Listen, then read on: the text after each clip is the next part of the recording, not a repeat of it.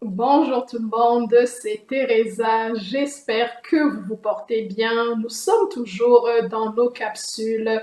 Un temps pour ramasser des pierres, un temps pour faire une introspection, un temps pour réajuster le rétroviseur de notre histoire, le rétroviseur de notre vie et de dire, Ebenezer, effectivement, jusqu'ici, le Seigneur m'a secouru. Le Seigneur ne m'a pas abandonné. J'ai eu de bons coups par le passé. J'ai eu de mauvais coups. J'ai fait de mauvais pas par le passé. J'ai posé de mauvaises actions, mais j'avais Dieu à mes côtés. Je me confiais en Dieu.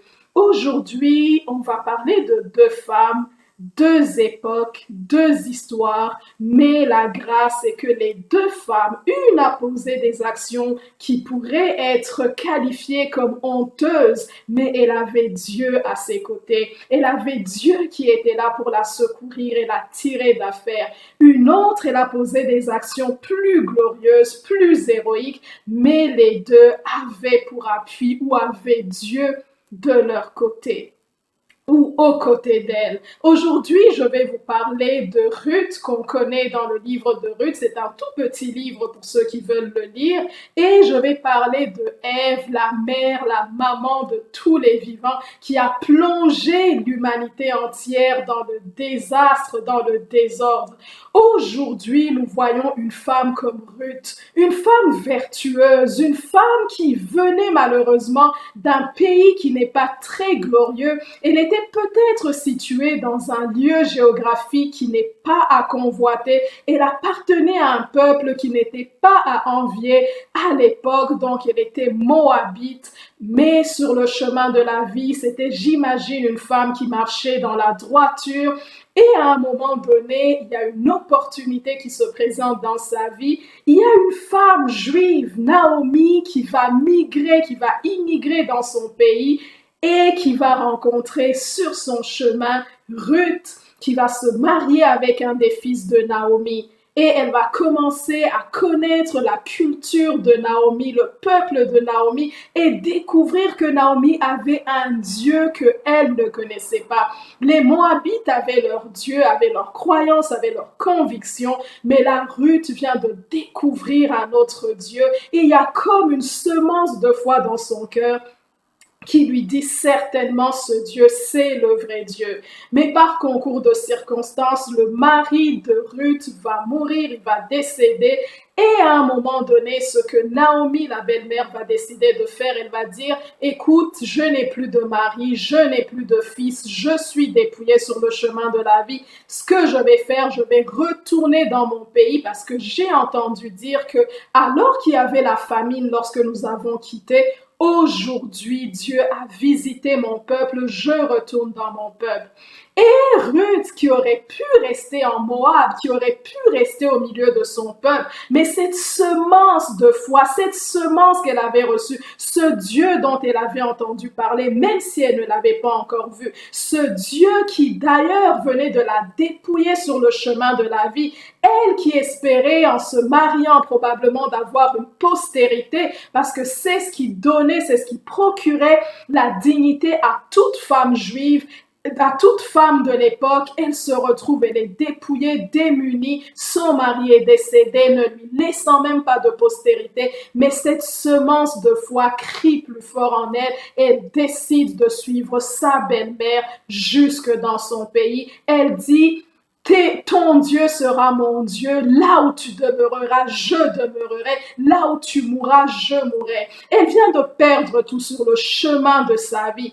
Et nous pouvons tout perdre sur le chemin de la vie. On peut nous dépouiller, on peut nous enlever les biens matériels, on peut nous enlever notre travail, notre boulot, on peut nous enlever tout ce qui est matériel autour de nous, mais le plus important, c'est que ne nous enlève pas cette parure intérieure qu'on peut lire dans la parole de Dieu, dans le livre de Pierre. Donc, de ne pas perdre cette parure intérieure qui ne consiste pas, comme dit la parole de Dieu, en des cheveux tressés, en des bijoux, en des vêtements qu'on revêt, ce qui n'est pas une mauvaise chose, mais la parole de Dieu nous dit que la vraie parure, ça doit être cette parure intérieur, qui a un esprit doux, un esprit paisible, un esprit de foi, ce genre de parure dont se revêtaient les femmes qui faisaient profession de croire en Dieu. Donc cette parure intérieure qui consiste en la foi, qui consiste en la paix, qui consiste en l'amour.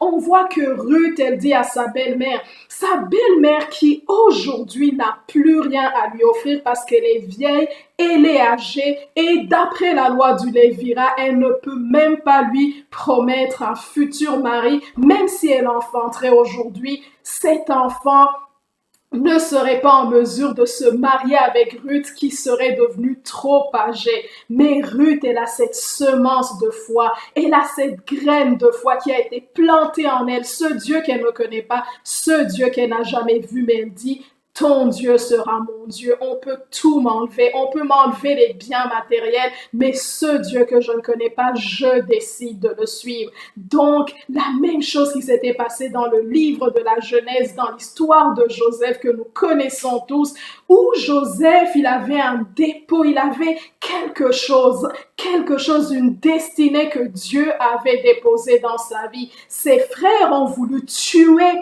la destinée dans l'œuf, ils ont enlevé le vêtement bigarré, multicolore, cette parure extérieure qui qualifiait Joseph ou qui montrait que Joseph avait une destinée. Ses frères ont décidé de l'enlever, de le dépouiller, mais ils ne savaient pas que le dépôt n'était pas dans des vêtements qu'on revêt, n'était pas dans cette posture extérieure, dans cette parure extérieure, mais dans le dépôt que Dieu avait déposé, avait mis dans la vie de Joseph. On lui a ôté sa tunique bigarrée, mais on lui a jamais enlevé la destinée que Dieu avait déjà déposée dans sa vie.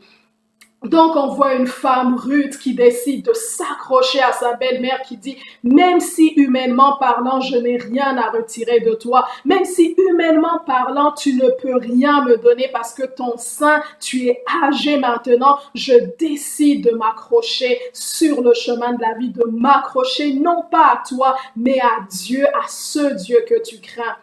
Et aujourd'hui, on peut voir une autre femme qui, elle, avait été choyée par la vie. Donc, Ève est choyée par la vie. Elle est dans un environnement où tout lui est favorable, où tout est agréable. La présence de Dieu est là. Elle voit Dieu face à face. Elle n'a même pas allé chercher Dieu.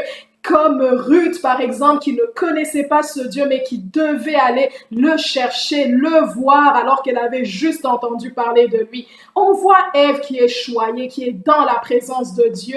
Tout ce qu'elle désire, elle peut le recevoir et n'a qu'à cueillir et manger. Mais Ève va décider de troquer cette gloire, de prendre cette gloire, de la troquer et d'essayer d'aller chercher au-delà de ce que Dieu lui donnait. Dieu l'avait couvert, elle avait revêtu de gloire, mais ce qu'elle a décidé de faire, elle a préféré croquer dans les passions de la vie, croquer dans les passions de la chair, et elle s'est retrouvée nue. Elle n'avait plus ce vêtement de gloire. Donc on voit une femme comme Ruth qui n'a rien, qui n'a absolument rien, qui a entendu parler d'un Dieu qu'elle ne connaît pas, qui décide de tout abandonner et de suivre ce Dieu-là. Et on voit une autre femme sur le chemin de sa vie qui est dans la présence de Dieu, qui est dans l'opulence, mais elle préfère suivre les passions de la chair, les passions de la vie et de croquer dans ce qui était interdit et de se dépouiller de ce vêtement de gloire dont Dieu l'avait vêtu. Et aujourd'hui, elle se retrouve dans un état misérable. Elle se retrouve nue alors qu'au départ, elle était vêtue et habillée. Mais sur le chemin de la vie, lorsque nous nous confions en Dieu, lorsque Dieu est dans notre vie, malgré que la première femme Ruth s'est comportée de manière vertueuse et que la deuxième femme, au contraire, s'est comportée en insensé, on voit la miséricorde de Dieu qui se manifeste dans la vie de ces deux femmes. Ruth, qui n'aurait jamais espéré avoir une postérité, elle va rencontrer quelqu'un de la famille de Naomi qui va la prendre pour épouse et de leur union naîtra Obed. Obed qui n'est pas n'importe qui parce qu'il sera l'arrière-grand-père ou le grand-père du roi David, ancêtre de notre Seigneur Jésus-Christ.